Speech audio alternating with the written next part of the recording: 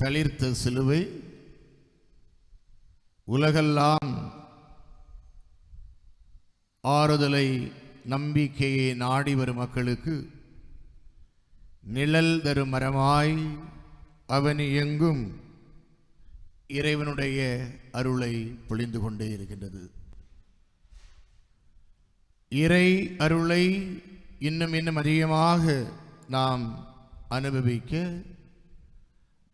அதை சுவைக்க கடவுள் நமக்கு கொடுத்திருக்கக்கூடிய ஒரு அற்புதமான காலம் இந்த அருள் நிறைந்த தவ காலம். மீட்புக்காக நம்மை தயாரிக்கக்கூடிய காலம். மீட்பின் நாள் இன்று என்று அவனி முழுவதும் பறை சாற்றப்படக்கூடிய நாட்கள். ஒவ்வொரு தவக்காலமும் வந்து செல்லக்கூடிய நாட்கள். தவக்காலம் வந்து போகும், ஆனால் தவக்காலம் உணர்த்தும் அருள் நிலையானது, நிரந்தரமானது. அது நம்மை கடவுள்வால் எழுப்ப வல்லது.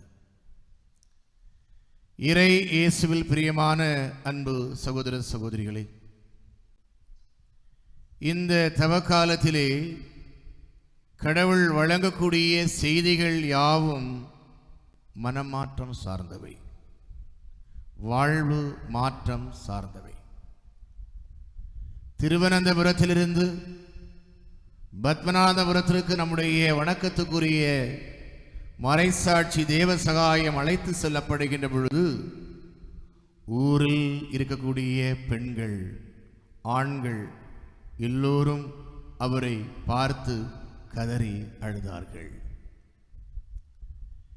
இவர் ஒரு நீதிமான், இவர் செய்த பிழை என்ன, இவர் செய்த குற்றம்தான் என்ன, ஏன் இவருக்கு இந்த நிலை, ஏன் இப்படி உருவமற்றவராய் பொலிவிழந்து வலுவற்று நடக்கக்கூட வழி தெரியாமல் விழி விதுங்கி பயணிக்கக்கூடிய ஒரு மனிதராக இருக்கின்றாரே, நல்லவர் இவருக்கு ஏன் இந்த கதி என்பது ஏழை தாய்மாருடைய, ஏழை பெண்களுடைய, எளிய ஆண்களுடைய ஒரு கேள்விக்குறி. இன்று திருப்பீடம் வணங்கி நிற்கக்கூடிய புனிதராக நம் வணக்கத்துக்குரிய மறைசாட்சி வாழ்ந்த இந்த புண்ணிய தலத்திலே அன்பே மனித வாழ்வினுடைய மையம் என்பதையும், அன்பு வற்றி போனால் இறைமை காணாமல் போய்விடும் என்பதையும் மிக ஆழமாக சொல்லிக் கொடுக்கின்றன இன்றைய வாசக வரிகள். பிரியமான அன்பு இறைமக்களே, வணக்கத்துக்குரிய இந்த மண்ணினுடைய தேவதை என்று அறியப்படக்கூடிய அன்னை தெரசா தொழில்நோயாளிகளுக்கு இல்லம் என்று இல்லை என்று ஏங்கிய ஒரு மனிதர். இந்த அன்னை தெரசா அவர்களை பார்த்து பிரம்மாண்டமான இல்லங்களை இந்த கைவிடப்பட்ட அருவருப்பு நிறைந்த தொழில்நோயாளிகளுக்கு அமைத்து கொடுத்திருக்கின்றீர்களே, உண்மையிலே இது ஒரு பெரிய சாதனை என்று பலரும் அவரை பாராட்டுகின்ற பொழுது அன்னை தெரசா அவர்களுக்கு கொடுத்த பதில்மொழி, அன்பின் வெளிப்பாடான சிறிய காரியமே இந்த இல்லம் என்று குறிப்பிட்டார். கடவுளுடைய அருளுக்கு முன்பு எல்லாம் லேசான காரியம் என்பதையும், அன்புக்கு முன்பு அரியவை கூட சிறியவை என்பதை உலகறிய செய்ய கடவுளுடைய அருளும் புனிதம் பெற்ற புனிதருடைய பணியும் வாழ்வும் நமக்கு சான்றாக இருக்கின்றது. உலகம் முழுவதும் இன்று போர் மேகம் தொற்றிக்கொள்ளுமோ என்று சொல்லக்கூடிய ஒரு அச்சம். பற்றா குறையா பயிரா குறையா என்று பட்டிமன்றம் நடந்த இந்த மண்ணிலே பற்றாக்குறைதான் இன்று மனிதனுடைய வாழ்விற்கு முன் இருக்கிறது என்பதை அனுபவிக்கக்கூடிய நாட்கள் இவை. மனிதனுடைய வாழ்வாதாரங்கள் அனைத்தும் படுகொலிக்குள் சென்று கொண்டிருக்கின்றன. நாளைய நாள் எப்படி விடியுமோ என்று ஏங்கி தவிக்கக்கூடிய காலகட்டம் இது. மனிதனுடைய வாழ்வாதாரங்கள் அனைத்தும் சிதறுண்டு சின்னாபின்னமாகி கிடக்கிறது. மனித வாழ்க்கையினுடைய அடிப்படை தேவைகளான எரிபொருட்கள் இயக்கக்கூடிய அந்த ஒவ்வொரு அடிப்படை பொருட்களும், மனிதத்தை இயக்கக்கூடிய ஒவ்வொரு அத்தியாவசிய பொருட்களும் கிடைக்காமலும் விலை ஏற்றத்திலும் நாளை நமக்கு என்ன கதி என்ற கேள்வியோடு ஒரே பரபரப்போடு இயங்கிக் கொண்டிருக்கக்கூடிய இந்த நாட்களிலே என் உள்ளத்தில் ஒரு கேள்வி, என்ன கேள்வி என்றால், உலகம் தர முடியாத அமைதியை நான் உங்களுக்கு தருகின்றேன். இறைவனை அறிந்த மக்கள், இயேசுவே ஆண்டவர் என்று குரல் எழுப்பக்கூடிய நாடுகள் ஏன் இயேசு ஆண்டவருடைய அமைதியை இந்த உலகிலே நிலைநாட்டவில்லை? இயேசுவுக்கு பிடித்தது சமயம் அல்ல, இயேசுவுக்கு பிடித்தது மனிதனுடைய மாண்பு, மனிதனுடைய நேயம், மக்களுடைய மகிழ்ச்சி, மக்களுடைய வளர்ச்சி, மக்களுடைய எழுச்சி. இதற்காகத்தானே நம்முடைய புனித தேவ சகாயம் கொலையுண்டார், கொலை செய்யப்பட்டார். புனித தேவ சகாயம் என்ற ஒரு அருள், புனித தேவ சகாயம் எல்லாம் என்னை விட்டு அகன்று போய்விட்டது, என் கதி இனி உம்மிடமே இருக்கிறது என்று ஏங்கி தவிக்கக்கூடிய மக்களுக்கெல்லாம் விடுதலையுடைய செய்தியாக கடவுள் நமக்கு தரக்கூடிய அற்புத செய்தி, நான் உங்களுடைய குற்றம் குறைகளை மன்னித்து உங்களை நான் தேடி வந்து காத்து மீட்டெடுப்பேன். 2 வரிகள்.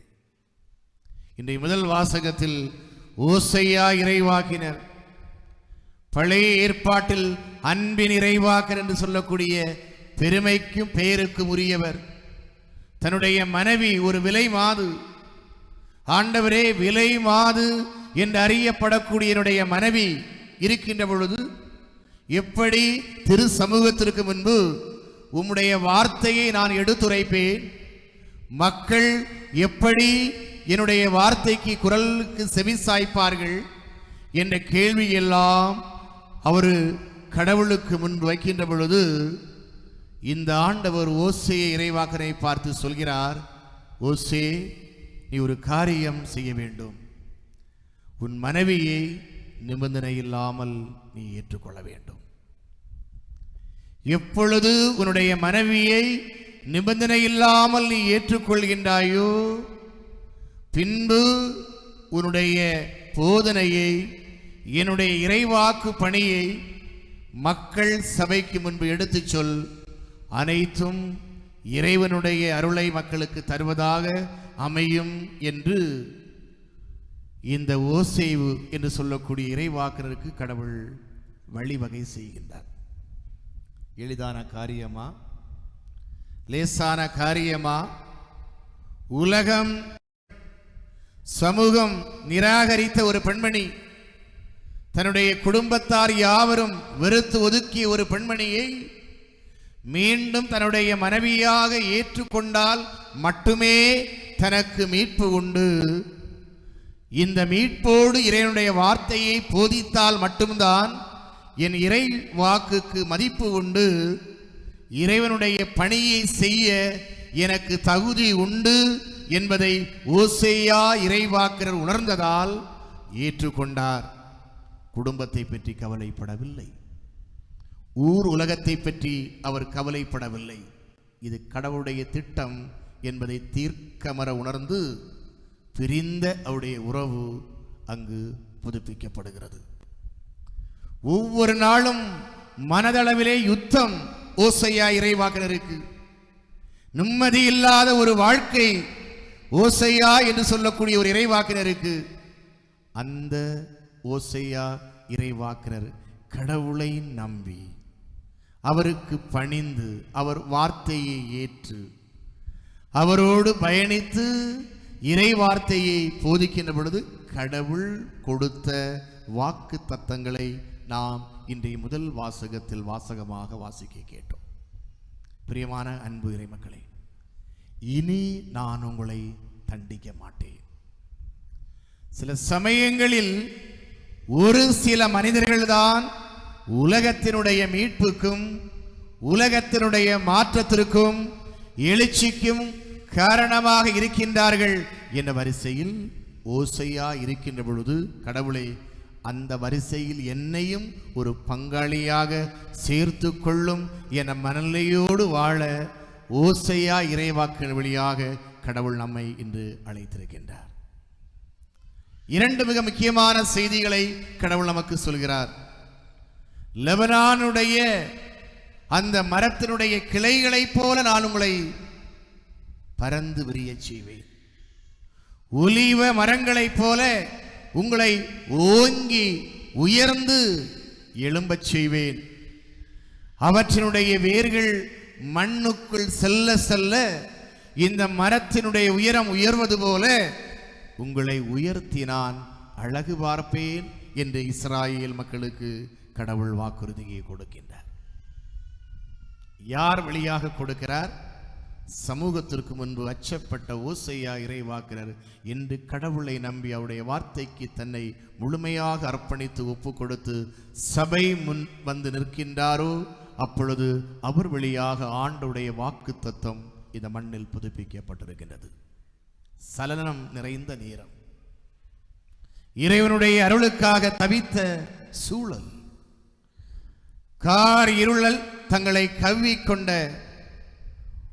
ஒரு நிலையில் பேரொளியாம் இறைவனை தன்வயப்படுத்த கடவுள் ஓசையா இறைவாக்கினரை ஒரு கருவியாக கொடுத்து தன்னுடைய வார்த்தையை மக்களுடைய இதயங்களில் அவர் பதிய வைக்கின்றார். இரண்டாவது அவர் சொல்லக்கூடிய செய்தி, இந்த கோதுமை பயிர்களைப் போல உங்களை வாழ்விப்பேன் என்றும் திராட்சை செடி கொடிகளைப் போல உங்களை வளப்படுத்துவேன் என்று சொல்லக்கூடிய உறுதிப்பாட்டையும் கடவுள் கொடுக்கின்றார். வாழ வைப்பேன், உயர்த்துவேன், வலிமைப்படுத்துவேன், வளமையாக்குவேன், வாழ வைப்பேன்.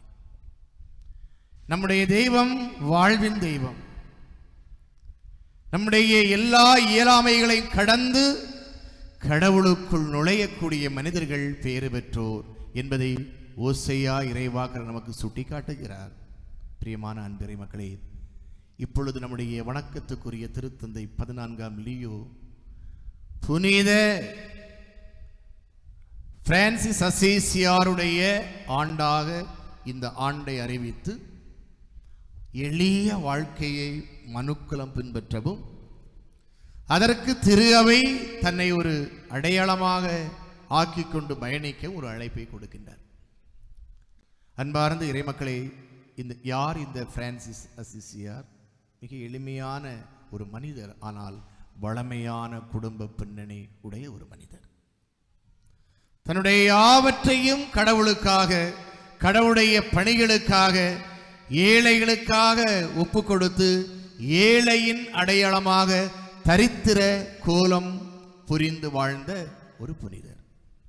இந்த புனிதர் தன்னுடைய வாழ்க்கையிலே இறைவனுடைய அன்பை எப்படி விவரிக்கிறார் என்று சொன்னால், இறைவனுடைய அன்பு இந்த மனுக்குலத்தில் எளிய வாழ்க்கை வழியாக நமக்கு அறிமுகப்படுத்தப்படுகிறது. அது இயேசு ஆண்டவரை சந்திப்பதற்கான வாயில். அந்த வாயின் உள் நுழைந்தால் மட்டுமே இறைவனை நாம் தரிசிக்க முடியும் என்று சொல்லி, அதற்கு கடவுள் மீது நம்முடைய அன்பையும் மனிதத்தின் மீது நம்முடைய நேயத்தையும் வெளிப்படுத்த கடவுள் நம்மை விரும்பி அழைக்கிறார் என்று புனித பிரான்சிஸ் அசிசியார் குறிப்பிடுகின்றார். எனவே இந்த தவக்காலம் அருளை பெறுவதற்கான வாயிலின் காலம். கதவு அண்டையில் வந்து கடவுள் என்னை தட்டி அழைக்கின்றார். நானும் ஆண்டவருடைய வார்த்தையை கேட்டு அவர் அருகில் சென்று கதவு அண்டையிலே வாயிலை துறந்து ஆண்டவரோடு பயணிக்க உள் நுழைந்தேன் என்ற நம்பிக்கைதான் இயேசுவினுடைய அருள் வாழ்வுக்கு நம்மை உந்தி தள்ளுகிறது. உலகம் தர முடியாத சமாதானம் கடவுள் தரும் சமாதானம். உலகம் தர முடியாத அமைதி இறைவன் தரக்கூடிய அமைதி. நீங்க பாருங்க, வெட்டு வந்தி நம்முடைய புனிதர் திருவனந்தபுரத்திலிருந்து பத்மநாபபுரத்திற்கு அழைத்து செல்லப்படுகின்ற பொழுது புனிதர் பயணித்து கொண்டு வருகிறார். வெட்டுவந்தியிலே அருகாமையில் வந்து கொண்டிருக்கிறார் என்ற செய்தியை அவருடைய அன்பு மனைவி நம்முடைய ஞான தாய் ஞானப்பூ தன்னுடைய உறவினர் வழியாக கேள்விப்பட்டதும் ஓடி செல்கின்றார் தன் ஆசை கணவனை பார்ப்பதற்காக. உலகம் பலதும் சொல்கின்றது. காலையிலே பட்டு வேட்டியோடு அழகு தோற்றத்தோடு செல்லக்கூடிய பயண பாதை முழுவதும் கரங்கள் குவித்து தலை வணங்கி வணக்கம் பெறக்கூடிய ஒரு மனிதன் என் கணவன் உருக்குலைந்து சாவுக்காக பயணித்துக் கொண்டிருக்கக்கூடிய ஒரு செய்தியை கேட்டு கதறி போய் துடித்து விடுகிறாள். பிரியமான அன்பு இறைமக்களை, தன் கணவனை சந்திக்கின்ற பொழுது தன்னை மறந்து ஒப்பாரி வைக்கின்றாள். ஆனால் தேவ சகாயம் நம் புனிதர் எந்த ஒரு சலசலப்புக்கும் இடம் விடாமல் அமைதியாக உற்று நோக்குகிறார். தன் மனைவியை உற்று நோக்கக்கூடிய தேவ சகாயம் புன்னகையோடு அமைதியோடு ஒரு வார்த்தையை சொன்னார். நமக்காக இயேசு ஆண்டவர் சிலுவையை சுமந்தார். ஒருபோதும் நீ இயேசுவை மறந்து விடாதே. ஒருபோதும் அவர் வழி நின்று அவரை வழிபட தவறி விடாதே. உன்னையும் என்னையும் காக்க வல்லவர் ஒருவரே அவர். அவர் சிலுவையில் வழங்கிய அந்த பேரன்பு நிச்சயம் நமக்கு என்றும் பலன் தரும் என்று தன்னுடைய மனைவியை அவர் ஜெபத்தோடு வாழ்த்துகின்றார். முடியுமா? பிரியமான சகோதர சகோதரிகளே, நம்மால் இயலுமா? எல்லாவற்றுக்கு மேலாக நீ உன் கடவுளை அன்பு செய்ய வேண்டும் என்பதையும், உனக்கு அடுத்திருப்பவனை நீ அன்பு செய்வது போல உன்னை நீ அன்பு செய்வது போல பிறரையும் அன்பு செய்ய வேண்டும் என்பதையும் உலகறிய கற்பித்த ஆண்டவருடைய வழி நின்று வந்த நம்பிக்கை சமூகம் அல்லவா நம்முடைய சமூகம்? அப்படி என்றால் அன்பு எவ்வளவு மையம் பெற வேண்டும். நண்பனுக்காக உயிரை கொடுப்பது பேரன்பு. ஆனால் நாம் அனைவரும் பாவிகள் என்று அறிந்து நமக்காக தன் உயிரை கொடுத்தார் என்றால் அந்த அன்பின் அடையாளம் என்ன? அந்த அன்புக்கான வரையறை என்ன? பல நேரங்கள் தோற்று போகின்ற பொழுதும், வாழ்வில் வீழ்ச்சியை சந்திக்கின்ற பொழுதும் என் சகோதரனே, என் நண்பனே என்று கூவி கூவி அழைக்கின்றோம். கடவுள் வாய்ப்பு வசதிகளை தருகின்ற பொழுது எளிய மக்களை, பொது நன்மைகளை மறந்து வாழ்கின்றோம். கடவுள் மீது நம்பிக்கை கொண்ட எந்த மனிதனும் எந்த சூழலிலும் எந்த சோதனையிலும் அன்பை முன்னிறுத்துவான். அன்பின் நிலைப்பாடை தன்னுடைய வாழ்க்கையினுடைய கொள்கை பிடிப்பாக கொள்வான். அதைத்தான் பறைசாற்றுவார். எனவேதான் பிரான்சிஸ் அசிசியார் சொல்வார், நீங்கள் அன்பை இந்த உலகத்திலே நிறைவேற்ற வேண்டும் என்று சொன்னால் அதை வாழ்ந்து காட்டுங்கள். எப்போதாவது ஒரு முறை மட்டும் அன்பை போதியுங்கள். அன்பு வாழ வேண்டும் என்றால் அதற்கான வழிமுறை வாழ்தல் என்பதே போதனையால் அல்ல. அன்புக்குரிய சகோதர சகோதரிகளே, சிலுவை இன்று ஆராதனைக்கு ஒரு அடையாளமாக ஆக்கப்பட்டிருக்கிறது என்று சொன்னால் அதனுடைய மையமும் அதனுடைய தோற்றமும் அதனுடைய நிறைவும் அன்பு. எனவேதான் வீழ்ச்சியுறாமல் வீழ்த்தப்பட்ட சிலுவை எழுச்சியோடு ஆராதனையினுடைய அடையாளமாக ஆக்கப்பட்டிருக்கிறது என்று சொன்னால் இதிலிருந்து நாம் கற்றுக்கொள்ள வேண்டும் என்னும் பெரும் உண்மையை இயேசு ஆண்டவர் நமக்கு கற்பித்துக் கொடுக்கின்றார். அன்புதான் நம்மை வாழ்த்தும், அன்புதான் நம்மை வாழ வைக்கும். அன்பு வலிமையானது, அன்பு வளம் சேர்ப்பது. எனவேதான் திருத்தந்தை லியோ சொன்னார், போர் சூழ்ந்திருக்கக்கூடிய காலகட்டத்தில் மீண்டும் மீண்டும் நீங்கள் செல்லுமிடமெல்லாம் செய்ய வேண்டிய காரியம் அமைதியை விதைத்துக் கொண்டே செல்லுங்கள். அன்பை நீங்கள் போகும் இடமெல்லாம் வாழ்ந்துவிட்டே செல்லுங்கள். அசிஸ்யாருடைய கூற்றை போர் மேகம் சூழ்ந்திருக்கக்கூடிய இந்த காலகட்டத்தில் திருத்தந்தை லியோ நமக்கு முன்வைக்கின்றார். எனவேதான் ஞானம் நமக்கு இறைவனுடைய பண்பை உணர்த்துகிறது. அறிவு என்பது இறைவனுடைய பண்பை அறிய செய்கிறது. அறிதல், உணர்தல், வாழ்தல், இப்படி படிப்படியாக நம்முடைய நம்பிக்கை வாழ்வுடைய படிநிலைகள் வருவதால் மட்டும்தான் வாழ்க்கையில் இறைவனுடைய அருளை நம்மால் பெற முடியும் என்று சொல்லக்கூடிய நம்பிக்கையை அது தருகின்றது. எனவேதான் அன்புக்குரிய அருமை சகோதர சகோதரிகளே, எல்லாவற்றுக்கும் மேலாக கடவுளை அன்பு செய்ய வேண்டும் என்பதையும் நாம் நம்மை அன்பு செய்வது போல பிறரை அன்பு செய்ய வேண்டும் என்பதையும், இதற்கு மேலான கட்டளை இந்த உலகிலே வேறு எங்கும் இல்லை என்பதை நம் தலைவன் நமக்காக பாடுபட்டு தன் உயிரை துறந்த நம் நண்பன், நமக்காக அனைத்தையும் ஒப்பு கொடுத்து வாழ்ந்த ஒப்பற்ற இறைவன் தரக்கூடிய கூற்று இது. எனவே அன்புக்குரியவளை, வலுவற்று கிடக்கிறோம். எல்லாம் இருக்கிறது, ஆனால் ஒன்றுமில்லாமல் இருக்கின்றோம். படைத்த படைப்பிலே உழைப்பின் பலனாக எல்லாம் கைகூடி வந்திருக்கிறது. எடுத்து சாப்பிட வழி இல்லாமல் திகைத்து கிடக்கிறோம். நீயா நானா என்ற போட்டி மனப்பான்மை அன்பை சிதைத்து சின்னாபினமாக்கி விடுகிறது. பெரிய பெரிய காரியங்களில் ஈடுபட்டு நம்முடைய வாழ்க்கையில் வரக்கூடிய பிரச்சனைகளை சந்திப்பதை விட வீட்டுக்குள், உறவுக்குள், அக்கம் பக்கத்திற்குள், கூடி வாழக்கூடிய சமூகத்துக்குள் வரக்கூடிய சின்ன சின்ன எச்சில் பிரச்சனைக்குள் நம்மை தொலைத்து விடுகிறோம். இதிலிருந்து விடுதலை பெற கடவுள் நம்மை அன்பாய் அழைக்கின்றார். இதற்கு விடையும் ஒற்றை வரி பதிலும் அன்பே அன்பே என்று இன்றைய முதல் வாசகத்தில் இறைவாக்கல் ஓசை வழியாகவும் நற்செய்தி வாசகத்தில் புனித மார்க் வழியாகவும் கடவுள் நமக்கு கற்பித்து கொடுக்கிறார், வாழ்விக்க அழைக்கின்றார். வாழ்வோம், அன்பை வாழ்வோம்.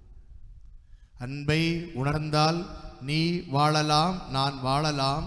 அன்பை வாழ்ந்தால் எல்லோரும் வாழலாம், தலைமுறை தலைமுறையாய் வாழலாம். கடவுள் நம்மை ஆசீர்வதித்தது தலைமுறை தலைமுறையாய் வாழ்வதற்காக. அந்த அன்பை ஒருபோதும் தொலைத்து விட வேண்டாம். அந்த பண்பை எப்போதும் நம்முடைய வாழ்வாக்கிக் கொள்ள இந்த பலியிலே இறைவனுடைய அருளை வேண்டுவோம். அன்பால் இயக்கப்பட்டு அன்பால் உருவாக்கப்படக்கூடிய கடவுளுடைய அன்பு பிள்ளைகளாக இந்த அருள் நிறைந்த தவக்காலத்தில் நம்மையே இந்த புனித தலத்தில் ஒப்பு கொடுத்து நம்மை வாழ்விப்போம். ஆமென்.